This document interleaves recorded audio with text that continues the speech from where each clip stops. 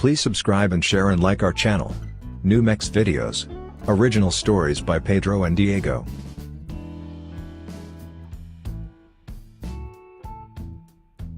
Por favor suscríbase y comparta nuestro canal con familiares y amigos en YouTube. Nuestra clave es New-Mex Videos. Historia original por Pedro y Diego.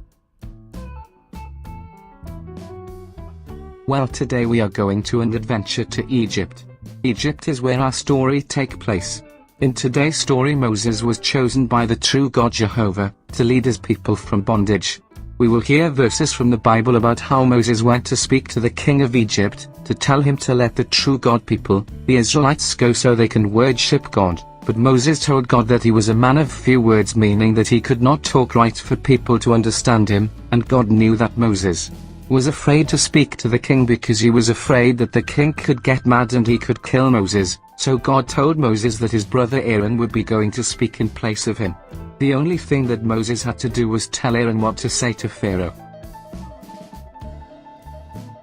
Yes, today will be the story of Moses. In all my years I have seen this world going from bad to worse. Sometimes I make a video of how kids all around the world are being harmed, but the news about kids being killed or molested by stranger and family member alike, and do you believe even pastors of some churches are getting into the action too? Unbelievable.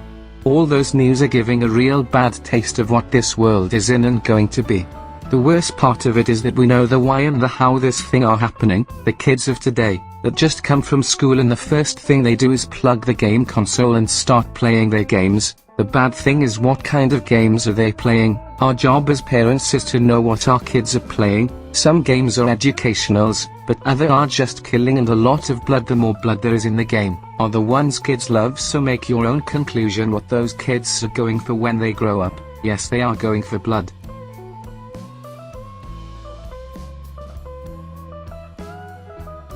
Now don't get me wrong.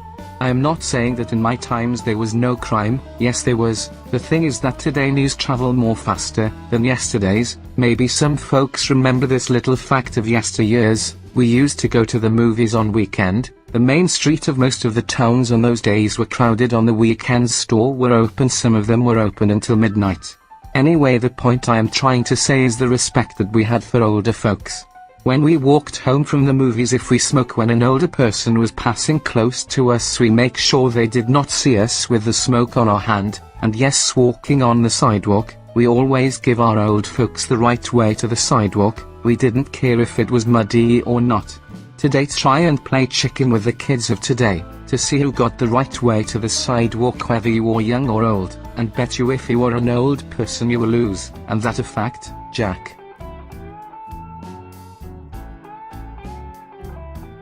Well, it is amazing how things have changed. Yes, some changes are for the good, but whole lot more have been bad influence for our kids and have been a fact. Even the government have said that too much violence in games or show have now influence in our kid mind of how that are be growing up. They will be liking see a lot of blood in games and show that some of them can't tell the difference from reality and fantasy anymore. Their mind is so corrupt with blood and killing that if a person bleed to death in front of them, I bet they will see it as a very funny thing, and may even clap their hands in cheer frenzy. Now I will show you some of our videos and you can see that they are different. Maybe the looks is not there like the professionals, but we make our best to make them funny and sometimes educational.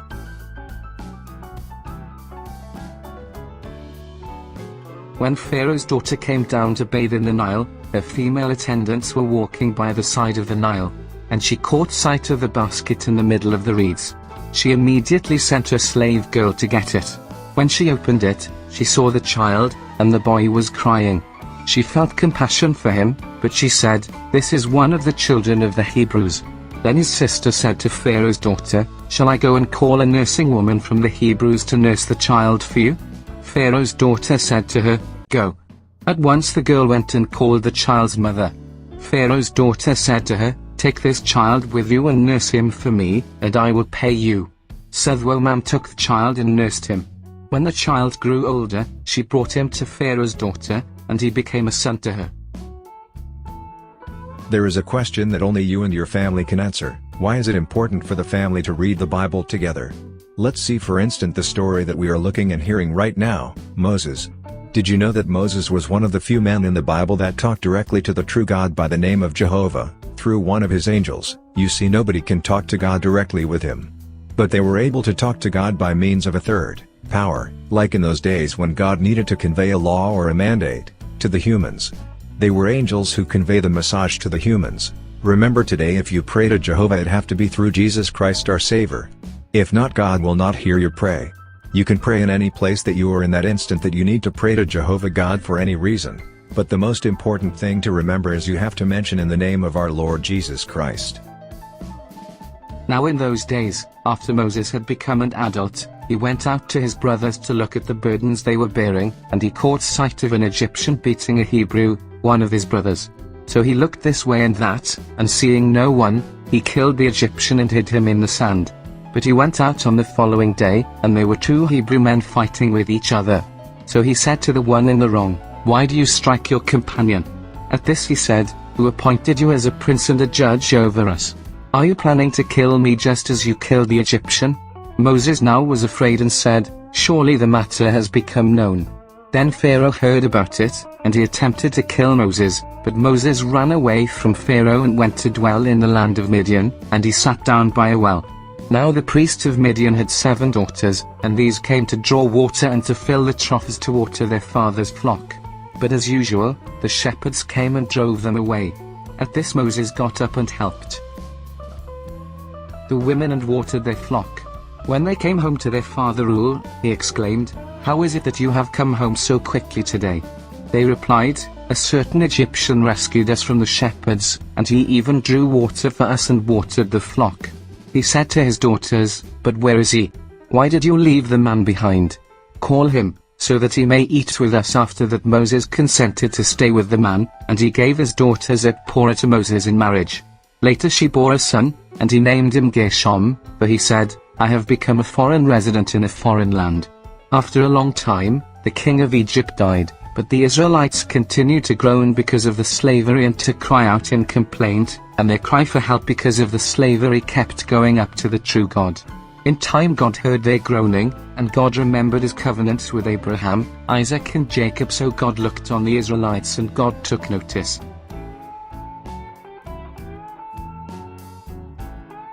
Moses became a shepherd of the flock of his father-in-law Jethro, the priest of Midian. While he was leading the flock to the west side of the wilderness, he eventually came to the mountain of the true God, to Horeb. Then Jehovah's angel appeared to him in a flame of fire in the midst of a thorn bush. As he kept looking, he saw that the thorn bush was on fire, and yet the thorn bush was not consumed. So Moses said, "I will go over to inspect this unusual sight to see why the thorn bush does not burn up." When Jehovah saw that he went over to look, God called to him out of the thorn bush and said, "Moses, Moses." To which he said, "Here I am." Then he said, "Do not come any nearer. Remove your sandals from your feet, because the place where you are standing is holy ground." He went on to say, "I am the God of your father, the God of Abraham, the God of Isaac, and the God of Jacob." Then Moses hid his face, because he was afraid to look at the true God. What should I say to them? So God said to Moses, "I will become what I choose to become," and he added, "This is what you are to say to the Israelites, I will become has sent me to you." Then God said once more to Moses, "This is what you are to say to the Israelites, Jehovah the God of your forefather, the God of Abraham, the God of Isaac, and the God of Jacob, has sent me to you. This is my name forever, and this is how I am to be remembered from generation to generation. Now go, and gather the elders of Israel and say to them, Jehovah the God of your forefathers has appeared to me, the God of Abraham, Isaac, and Jacob, and he said, I have certainly taken notice of you and of what is being done to you in Egypt.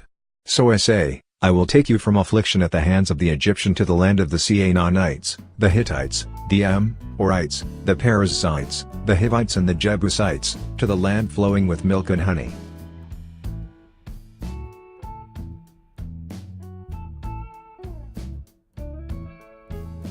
They will certainly listen to your voice, and you will go, you and the elders of Israel, to the king of Egypt, and you men should say to him, Jehovah the God of the Hebrews has communicated with us. So, please, let us make a 3-day journey into the wilderness so that we may sacrifice to Jehovah our God. But I myself well know that the king of Egypt will not give you permission to go unless a mighty hand compels him. So I will have to stretch out my hand and strike Egypt with all my extraordinary acts that I will do in it, and after that he will send you out. And I will give this people favor in the eyes of the Egyptians, and when you go, you will by no means go empty-handed. Each woman must ask her neighbor and the woman lodging in her house for articles of silver and of gold as well as clothing, and you will put them on your sons and your daughters, and you will plunder the Egyptians." However, Moses answered, "But suppose they do not believe me and do not listen to my voice, for they will say, 'Jehovah did not appear to you.'" Then Jehovah said to him, "What is that in your hand?" He answered, "A rod." He said, "Throw it on the ground." So he threw it on the ground, and it became a serpent, and Moses fled from it. Jehovah now said to Moses, "Reach out your hand and seize it by the tail." Oh, he reached out and seized it, and it became a rod in his hand. God then said, "This is that they may believe that Jehovah the God of their forefathers, the God of Abraham, the God of Isaac, and the God of Jacob, has appeared to you." Jehovah said to him once more, "Put your hand, please, into the upper fold of your garment." So he put his hand into the fold of his garment. When he drew it out, why, his hand was stricken with leprosy like snow.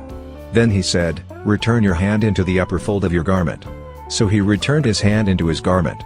When he drew it out of the garment, it was restored like the rest of his flesh.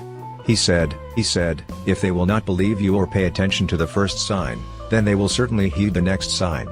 Still, even if they will not believe these two signs and refuse to listen to your voice, you will take some water from the Nile River and pour it out on the dry land, and the water that you take from the Nile will become blood on the dry land." Moses now said to Jehovah, "Pardon me, Jehovah, but I have never been a fluent speaker, neither in the past nor since you have spoken to your servant, for I am slow of speech and slow of tongue." Jehovah said to him, "Who made a mouth for man, or who makes them speechless, deaf, clear-sighted, or blind? Is it not I, Jehovah? So go now, and I will be with you as you speak, and I will teach you what you should say." But he said, "Pardon me, Jehovah, please send anyone whom you want to send." Then Jehovah's anger blazed against Moses, and he said, "What about your brother Aaron, the Levite? I know that he can speak very well. And he is now on his way here to meet you.